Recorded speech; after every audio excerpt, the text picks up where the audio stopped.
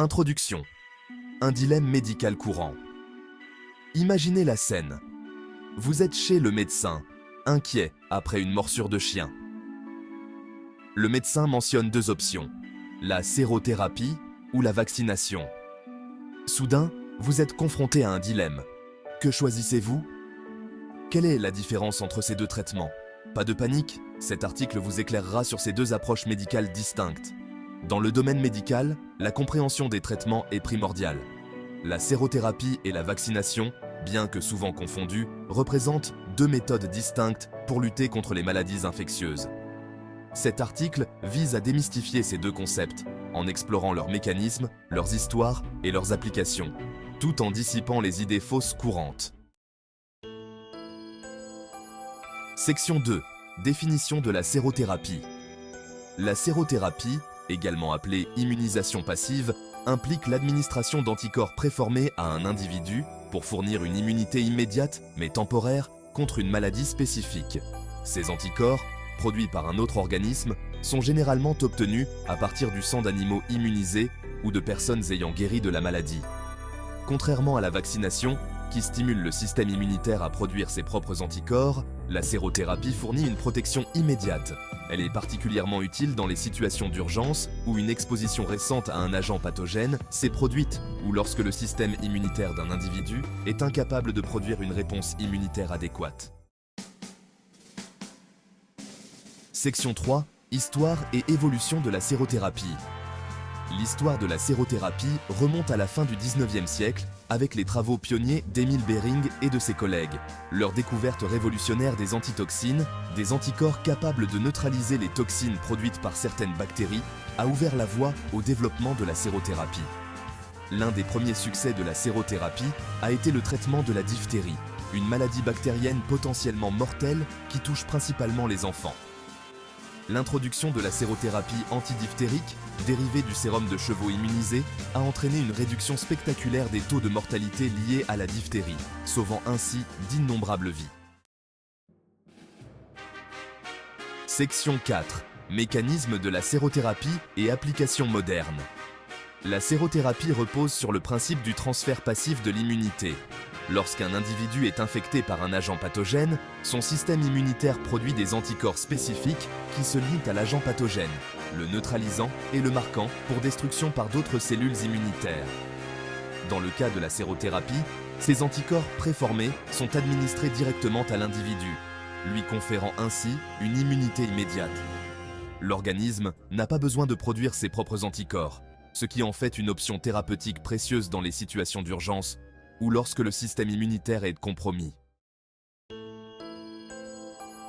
La vaccination, également appelée immunisation active, est un processus qui consiste à exposer le système immunitaire à une forme affaiblie ou inactive d'un agent pathogène, appelé vaccin.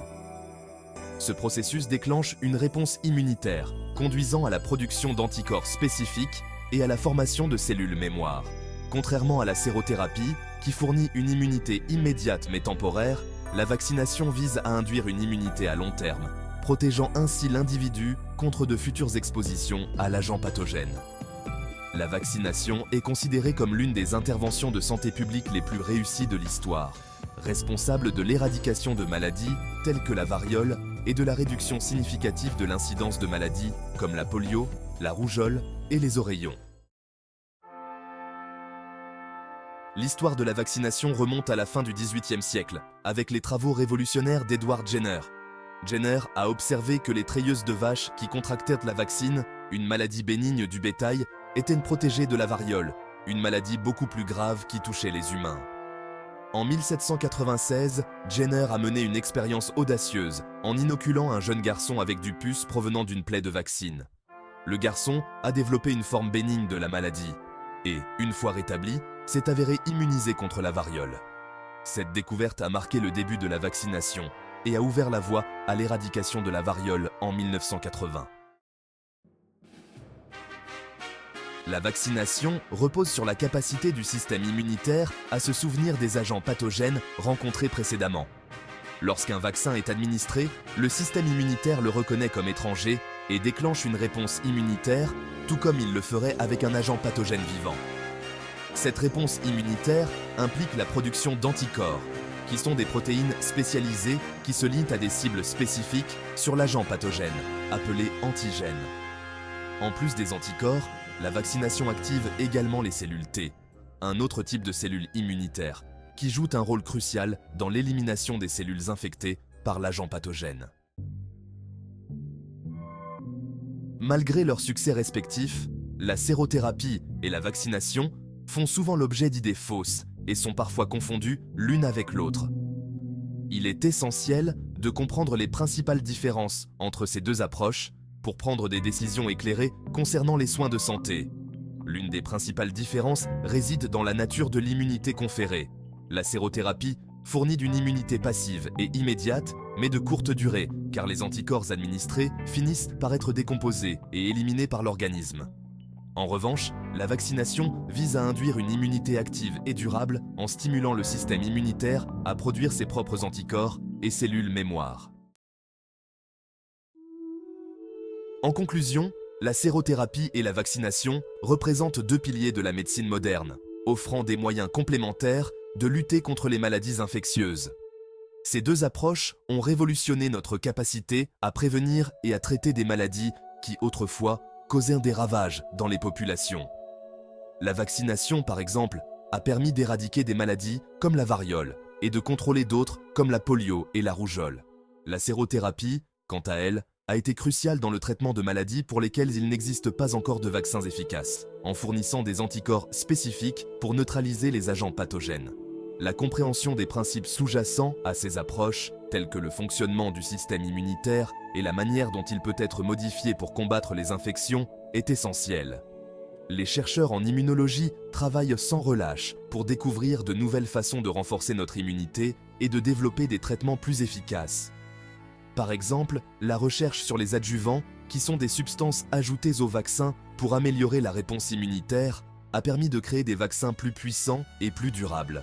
De leurs histoires et de leurs applications est essentielle pour prendre des décisions éclairées en matière de soins de santé. Connaître l'histoire de la vaccination et de la sérothérapie nous aide à comprendre les défis et les succès passés et à mieux préparer l'avenir. Par exemple, les leçons tirées de la campagne mondiale d'éradication de la variole ont été appliquées à d'autres programmes de santé publique, comme la lutte contre la polio. De plus, comprendre les applications actuelles de ces technologies nous permet de mieux évaluer les risques et les bénéfices des nouvelles interventions médicales.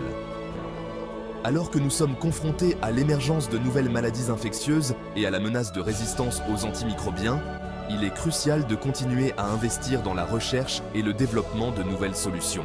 Les maladies émergentes, comme le Covid-19, ont montré à quel point il est important d'être préparé et de disposer de technologies médicales avancées pour répondre rapidement et efficacement. La résistance aux antimicrobiens, quant à elle, menace de rendre obsolètes de nombreux traitements actuels, rendant la recherche de nouvelles thérapies encore plus urgente. La recherche et le développement continu dans les domaines de la sérothérapie et de la vaccination sont essentiels pour protéger la santé humaine et lutter contre le fardeau mondial des maladies infectieuses.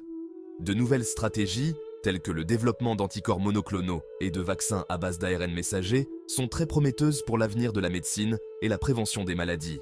Les anticorps monoclonaux, par exemple, peuvent être conçus pour cibler spécifiquement des agents pathogènes particuliers, offrant une protection précise et efficace. Les vaccins à ARN messager, quant à eux, ont montré leur potentiel lors de la pandémie de Covid-19 en permettant un développement rapide et une production à grande échelle. Tels que le développement d'anticorps monoclonaux et de vaccins à base d'ARN messager, sont très prometteuses pour l'avenir de la médecine et la prévention des maladies. Ces innovations ouvrent la voie à une nouvelle ère de la médecine, où les traitements peuvent être personnalisés et adaptés aux besoins spécifiques des patients. Par exemple, les thérapies géniques et cellulaires, qui utilisent des techniques similaires à celles des vaccins à ARN messager, offrent des perspectives de traitement pour des maladies génétiques rares et des cancers. Sont très prometteuses pour l'avenir de la médecine et la prévention des maladies. En investissant dans la recherche et en soutenant l'innovation, nous pouvons espérer un avenir où les maladies infectieuses seront mieux contrôlées et où de nouvelles menaces pourront être rapidement neutralisées. La collaboration internationale, le partage des connaissances et le financement adéquat de la recherche sont des éléments clés pour atteindre ces objectifs.